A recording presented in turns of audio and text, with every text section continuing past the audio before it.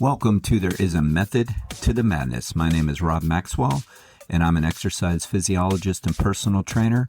I am the owner of Maxwell's fitness programs, and I've been in business since 1994. The purpose of this podcast is to get to the real deal of what really works, and most importantly, why things work. Hence the name, There Is a Method to the Madness. Before I get to today's show, I want to thank Jonathan and Lynn Gilden of the Gilden Group at Realty Pros. They are committed to providing the highest level of customer service in home sales. Why don't you give them a shout and figure out what your home is worth? 386-451-2412. All right, are we ready to talk about some fitness? I am really ready to talk about some fitness. This topic right here, I think, is so important. I've talked about this before. If you've trained with me for a while, trained with me for a long while, whatever, this topic has come up and resurfaces quite a bit. And the topic is, don't let the tail wag the dog. All right. So specifically, I'm going to talk about this in regards to cardiorespiratory training because I see this happen a lot. All right. So we know that the tail is supposed to wag the dog, right? It's not supposed to be the other way around. The tail isn't supposed to wag the dog. So that's, of course, what that term means or that sentence means. And oftentimes we kind of get things backwards. So I want to talk about cardio intensity, specifically as it relates to, say, running and cycling and other forms of cardio. You can throw swimming in there too, to where there's a performance element in it. Because when there's a performance element in it, all of a sudden, trainees have a tendency to go by the performance elements to measure their fitness variables versus the other way around. Hence, they're letting the tail wag the dog. So let me give you some specifics first. Let's take running. Ironically, of course, I was thinking of this topic as I was running the other day, and I think I've shared this before. That's where I get a lot of the things that I want to talk about in the podcast come from when I'm out running, or the emails that we write. This morning's actually Ellen wrote on massage, but often I'll write those. Or, you know what? I have written so many books. Well, I've written 3 books. The third one just went to the publisher, but I should say these books have been written across so many runs because I get the ideas when I'm running. I get the ideas when I'm working out. That's like my meditation time to really think on things. And then I do my due diligence, I do my homework, and I make sure I'm ready to talk about it or write about it. So that's where this came from when I was running on Saturday. I'm like, gosh, so many times, we all, including myself, will fall prey to this. If we've run or if we do run and we have like Garmin watches or we have Apple watches or we have any kind of sports watch like that that's telling us our pace, too often times we're allowing that number to tell us what we should run at. And in reality, pace is a performance objective. It is not a fitness objective. So if you right now go ahead and do this, you'll have fun with this. If you go in to a ChatGPT or a Meta AI or Grok, whatever service you use, and or Google. Google's using all AI now, whatever. And you say, I run my 5K at this time, or I run my 3-mile run typically at this pace or this time, whatever. Or I bike 25 miles, it takes me an hour and a half, whatever. Or I swim 60 minutes and I do this many yards. Whatever. Our watches do all that, but I'm just saying this doesn't have to be confined to just your sports watches. And then you ask it to give you the paces to train at. It will. It's going to give you the pace. And that's what you asked it to do. And that's fine. But it's not fine if you're trying to improve your fitness And I would argue not even your performance, because these things are not all the same. The way we get more aerobically fit is a balance between duration, frequency, and intensity. I mean, it's those things. Duration is how long. And really, I could go off on a tangent, which I have before, which is why time is so much better than miles, because when we're trying to improve fitness, it's about duration. I don't argue this one too much, because ultimately, if you're doing the miles, you're doing the time, and vice versa. But it's about duration, frequency, and intensity. We don't have a perfect formula. We know that it's a balance between overloading those things, using the right amount of intensity, using the right duration for you, and the frequency that works for you as well. And then we build a program. So pace is not really intensity, even though it is used as intensity. All right. So if you go out and you say you're going to run, let's say 10-minute miles, and that maybe the 10-minute miles makes complete sense for you based on your 5K. But let's say you're going to run it when it's January in Florida at an ideal time of day, and you didn't do anything the day before. So you have fresh legs, you're not stressed, and it's beautiful temperatures, or at least good temperatures. That pace is going to feel way different than 10-minute miles in August, regardless of the time of day, high humidity in August, right? And maybe your legs are tired. But forget the legs part. I mean, that's just another variable to add to it. Let's just use temperature. It's not the same thing. I mean, that 10-minute mile in January might be like around a 60% of your VO2 max, or maximum heart rate, and it might be 85 to 90% in August. It's not the same thing, all right? And what about terrain? You don't think terrain matters? So you can be on an asphalt road that's perfectly flat. 10-minute miles is going to feel, pretty easy, pretty moderate, whatever, depending on your fitness. Put it on a dirt hill, it's not going to feel the same. So, I mean, obviously, that's obvious, right? That's like, well, of course. But what we don't understand is that those variables affect the impact on our body. What we're looking for is changes in the body. So we want the right stimulus to get the right response.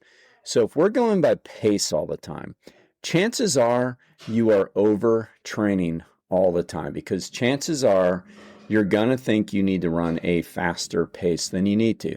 For example, most, say, running coaches will tell you that, like, for an easy run, not a long run, but an easy run, it's going to be like about a minute slower per mile than your 5K average pace. So if you run a 5K at a 9-minute mile, an easier run is going to be a 10. So everybody's going to go out that runs the 5K in that and run 10-minute miles. Probably not easy in August. Like, probably you're not allowing enough time or enough pace to change that. So that's not going to work. And the same can be said for laps in the pool. It's not the same. I mean, you could be tired one day. The pool water could be hot compared to days that they water it overnight or whatever they do to make it cooler. I mean, you don't know how many times I've gone to different pools. Different YMCAs have different policies depending on when they're going to start their water aerobics. The seniors typically do the water aerobics and they like the water warmer. So if they kind of dominate that particular YMCA, then they're not going to cool it off in the morning. So you'll go in, you'll jump in at 6, and it's going to be 80-something degrees already because they haven't cooled it off. Now, if it's, say, a swimmer-dominant pool, I remember back when we had one of the area's better coaches here in Port Orange, they used to, kind of accommodate him. So they would have the cooler things on in the morning, and you jump in, it'd be 76, 78, something like that. So that makes a difference. And by the way, I'm not saying what's... Stay with us. We'll be right back. Are you ready to unlock your full potential? I want to introduce you to the Fit, Healthy, and Happy podcast, a powerful resource to transform your life today. With expert interviews, practical tips, and inspiring stories, this podcast is your roadmap to lasting wellness. Here's what a listener has to say. I used to struggle with my health, but this podcast changed everything. It's like having a personal trainer, nutritionist, and life coach totally for free. With over 2,000 five-star reviews, we're a podcast you can trust. The Fit, Healthy, and Happy podcast, available now wherever you get your podcasts. Best for policy for the why. I'm just saying that you don't know. It's a crapshoot. So you can jump in and the water's nice and cool. You're going to hit your times that you think you should hit. And you're going to be like, oh, okay. You're going to jump in on other days and the pool's going to be hot. And yes, we get dehydrated when we're in the water and it's not going to feel or be the same. And of course, the same is true on the bike. Do you have headwinds out there? Do you have a tailwind? Are there hills? Is it a lot of turns? Is the terrain nice or is there part gravel? I mean, these things matter, okay? And if we only use that, if we only use miles per hour or pace in the pool, our lap times in the pool, our interval times in the pool, we are letting the tail wag the dog. What we should be doing is using a legitimate form of intensity to measure it, because rarely are these paces going to line up with where you should be. Like when you are training aerobically, which is what the majority of our cardiorespiratory training should be, it should be aerobic. Aerobic is moderate to easy. It is not hard. You start to get a little breathless at the higher end of aerobic, but you can still talk. But that's just not the only variable. I've heard people say to me over the years, I mean, I've been doing this a long time and I've written in many, many different running periodicals, Florida Running and Triathlon, I had a column in. So I've been doing this a long time. So I've heard all of the excuses and all the reasons. And people will say, yeah, but I can still talk. It's like, okay, but you're still well up above your upper aerobic zone and you're going to overtrain if you keep it up. You're not, just because you're not getting injured doesn't mean you're not getting overtrained. So really using pace like that, and it's an ego thing. Runners and bicyclists and swimmers and triathletes, like it's an ego thing. They think, well, I should be doing this. But in reality, if you really want to train for fitness, whether you're a 5K person, a triathlete, or just a fitness person, I don't mean I don't mean that at all. I think oftentimes people that do endurance events, forget that the whole reason they're doing it is for fitness, right? I mean, there's a way to measure it, but it's all about improving the fitness, you would hope. And if you're improving your fitness, your performance is obviously going to go up. And we improve our fitness by going by frequency, intensity, and time, right? It is nothing to do with pace.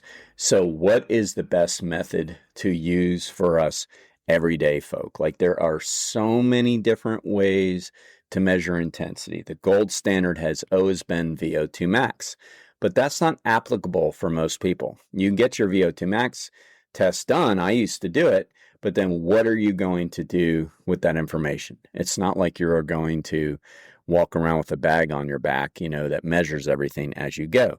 Oftentimes that was correlated back to heart rate and you were able to do that. That's great.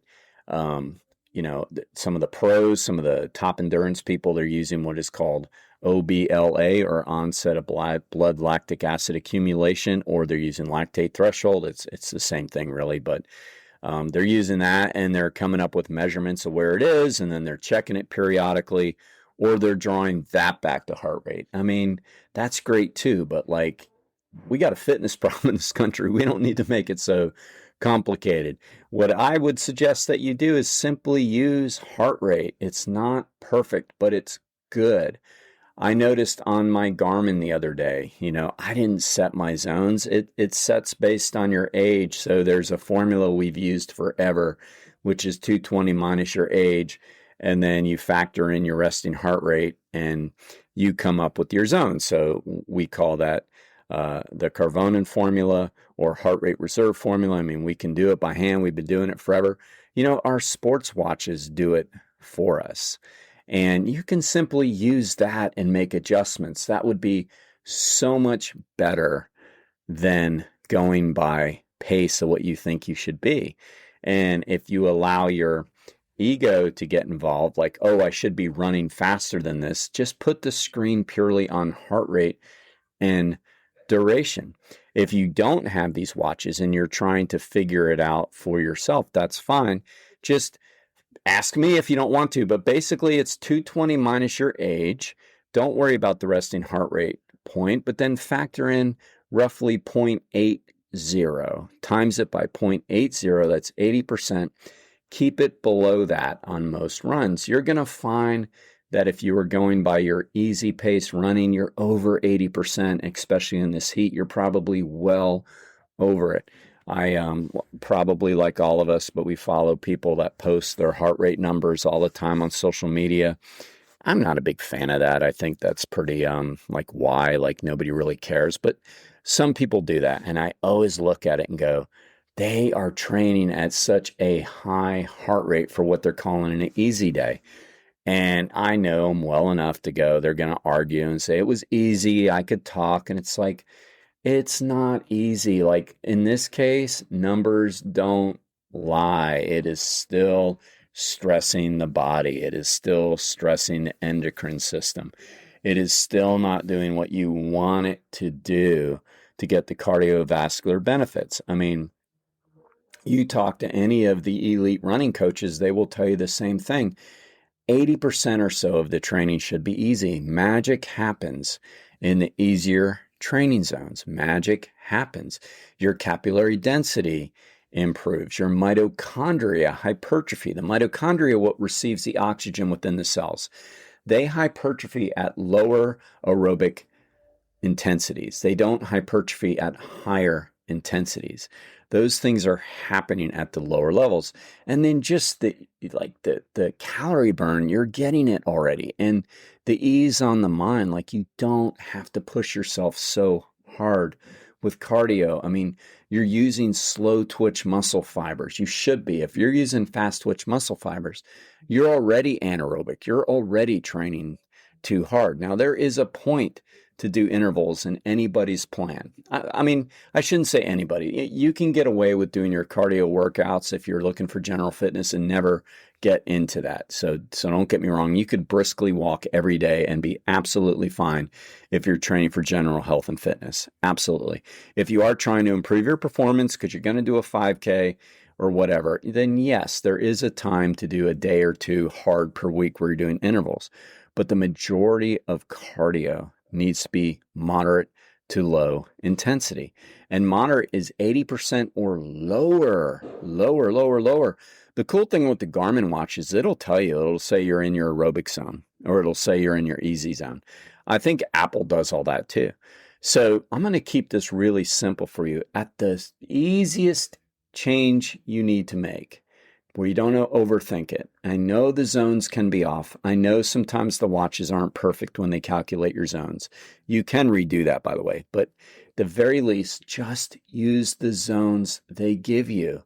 If it says hard, or what they might call threshold, that means you're going too hard. I think Garmin uses what they call threshold and then hard. I'm not really sure. I have an Apple Watch too, but it will probably say something like that. Okay, then you're going too hard. Keep it aerobic, moderate, or easy, whatever your watch says. And remember, if you want to calculate it, that's 80%. And that is true whether you bike, whether you walk, whether you run, or whether you swim. Certain activities are going to naturally drive up the heart rate easier than other activities. Jogging or running is going to drive the heart rate up higher than walking. That's just the way it's going to be. So for most people, you're not going to have to run or jog hard at all. Most people, you're going to just break into that pace of jogging and already be in your aerobic zone. I promise you that. You don't know how many times I've trained people and they'll say, I mean, as soon as I start to jog, my heart rate's over 80%. It's like, yeah, I mean, it's going to do that, and that's fine. if you moderate it and pull it back. Cycling is always going to take more work to get your heart rate up because you're not weight bearing. You basically are not pushing against the resistance of the body because you're not weight bearing. You're using less overall musculature because you're basically using your quads, your hamstrings, your calves, and your glutes, and you're only using your core to stabilize yourself. So you're using less muscles. And you think, well, when you run, you're only using your legs, but that's not true. Your torso's bending, your arms are moving, you're getting your heart rate up higher. So it's going to be harder to get the heart rate up on a bike, but that doesn't mean it's different zones. It's just going to take you more work to say get to 70% on a bike than it would if you run, but 70% is 70% of max heart rate or VO2. When you swim, because you're in the horizontal position, the heart rate tends to not climb as fast, just kind of like cycling, different reasons, but same with cycling. So the heart rate's not going to be as elevated because your body is not in a vertical position. So that's why we really need to pay more attention to our heart rate and the true intensity versus our paces, okay? The other suggestion I have, along with heart rate, is use RPE. Use the new RPE, which stands for rate of perceived exertion. In the old days, we used the Borg scale, rate of perceived exertion, which measured from 6 to 20. And it's kind of funny. Little story on that. People are like, 6, that's such a weird number. It's like, well, what they did was they figured most people, again, it's so crazy when you really hear this, but most people's resting heart rate was around 60. And they were using 20-year-olds. So they said, well, if you're using age prediction, then all 20-year-olds' max heart rates were 200. So they used that. And then they took off a 0 and made it 6 to 20. So 6 was basically rest, nothing. 20 was maximal effort. And then they came up with all these different corresponding numbers, like 12 to 16 was moderate, 16 to 18 was vigorous to hard. I mean, it's really kind of silly when you learn that, that's how they came up with the Borg numbers. But using RPE at least got people thinking about how things should feel. But we have a better version now, which is just basically 0 to 10. 0 is you're at rest, 10 is you're at a maximum. Aerobic is going to be somewhere between 4 and 6. So if you just tell yourself, a 10 is maximum. We have a client that warms up here and he builds as he goes. And his final 2 minutes, minute 8 to minute 10, he pushes a sprint. So, he might feel near maximum on that. He might say, yeah, I'm at a 9 or a 10. It's like, okay. So 0 rest, 10 maximum.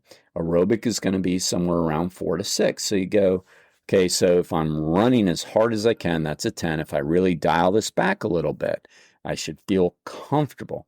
I'd rather you use RPE than use pace because pace is going to throw you off. Pretty much everybody is going to overtrain if they use the same numbers in the summer that they used in the winter if you're training outside. You're just going to.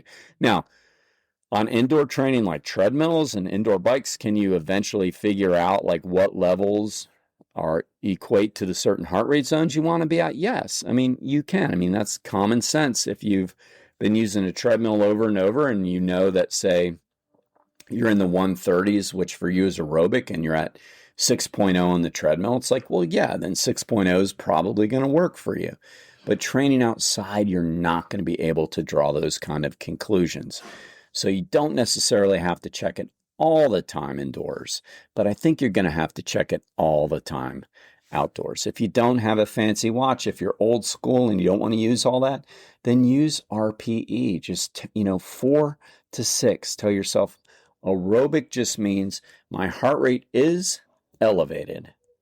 I can still talk. I can't necessarily tell a Higgins story, if you remember Magnum PI, but I can talk and it's doable and I don't feel like I need to stop. It's comfortable to an extent. All right. If you just use that, I think you'll be off to a great start on that. You're not supposed to be killing yourself on aerobic intensity. All right. Don't let the tail wag the dog. You need to wag your own tail. Thank you for listening to today's program. I ask you to please follow the show wherever you get your podcasts, and please select automatic download because that really helps the show. Now I want to thank Overhead Door of Daytona Beach, the area's premier garage door company. They have the best product. They have the best service. I personally vouch for Jeff and Zach Hawk, the owners. They are great people with a great company. If you have any garage door needs, please give them a shout at 386-222-3165.